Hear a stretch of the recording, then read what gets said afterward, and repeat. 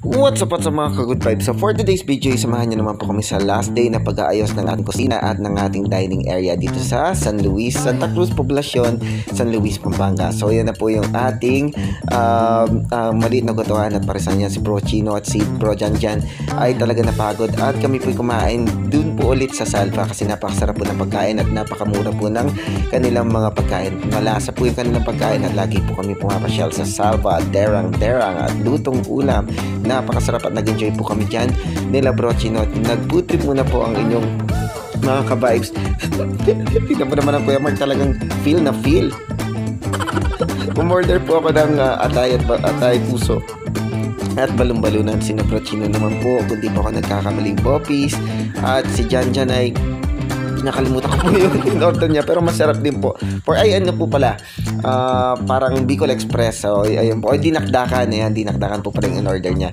So pagkatapos po namin umorder ay nag-food trip po kami tatlo at in-enjoy po muna namin yung aming pagkain kasi po malapit na pong mag-operation. Kaya po tomorrow po naman ay bibili naman po tayo ng ating mga upuan at yung ibang mga gamit po na gagamitin natin. Yung iba pong mga naiwan kalan na lang po yung kulang, tapos yung mga lamesa na gagamitin sa at saka po yung mga patungan ng mga paglutuan. Tapos dadalhin na po namin yung ibang mga gamit sa ating maliit na gutuhan at parisan.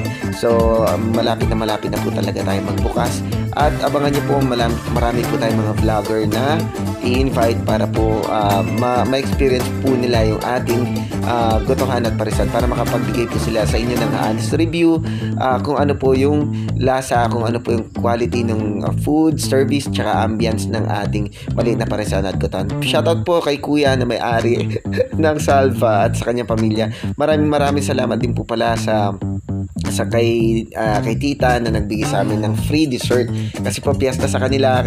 Binigyan po nila kami ng parang gelatin. Napakasarap po na kanilang gawa.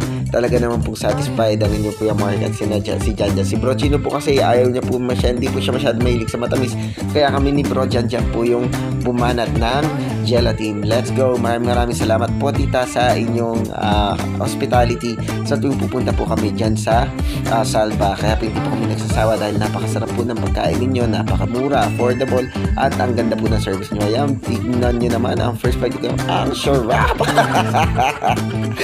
sarap po si Kuya Mark sa gelatin. Maraming salamat po. Napakalasa po talaga na libre. At pumunta po kami sa Korean Grocery para magtingin ng mga chili powder at yung iba pang mga kailangan po natin para sa pagbubukas natin. Diyan po yan sa Sangyup Plus. Malapit lang po yan sa 7-Eleven ng San Luis. So kung naghahanap po kayo ng mga pagkain ng mga Korean food o Korean groceries o Korean stocks, ay meron po sila dyan. So meron din pong Korean, bago po lumampas ng tulay, kung galing naman po kayo dun sa kabilang Ibayo. So yan po, bumili po kami ng bakal na gagamitin natin sa lamesa at patungan ng ating mga kalan at kaldero. Let's go! At ito po, may bagong salesman sa Aloy. So ano pong bibili niya sa ito po? Bali ito mga 2x2. 2x27 po ito, kaso yung nuclear lang po namin. 250 na lang po sa inyo. 50 na lang. Opo. Hindi yung kalahati lang. Pwede po, pwede kalahati kilo. Pakihan mo na, sir, pakihan.